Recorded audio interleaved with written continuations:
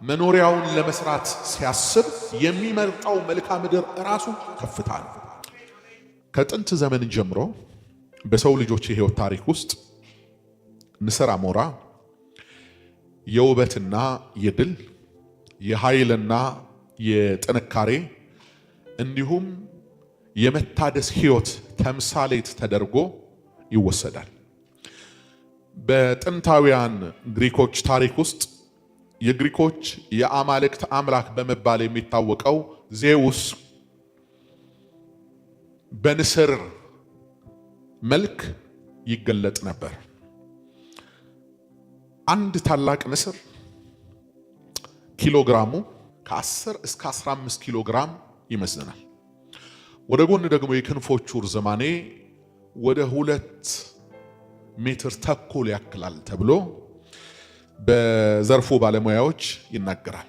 በዚህ ዓለም ላይ በህይወት የሚኖርበት የዕድሜ ልኩ በአማካይ ከ50 እስከ 80 ዓመት ድረስ ይሆናል።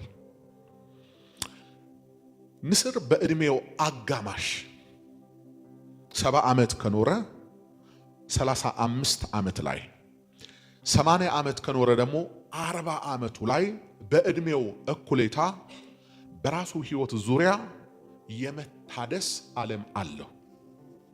በአጠቃላይ ንስር ለህይወት ስርዓቱ ከፍታዎችን የሚመርጥ የአዋፍ ንጉስ ነው። ንስር የመኖሪያ አድራሻውን ለይቶ ለብቻው የሚኖር ፍጡር ነው። ለብቻው ነው የሚኖረው። መኖሪያው በከፍታዎችና በተራሮች ላይ ይልቁንም አለታማ በሆነ ከፍ ባለ መልካም ምድር ላይ የሚኖር የወፍ ዝርያ ነው እና መኖሪያውን ለመስራት ሲያስብ የሚመርጠው መልክዓ ምድር ራሱ ከፍታ ነው።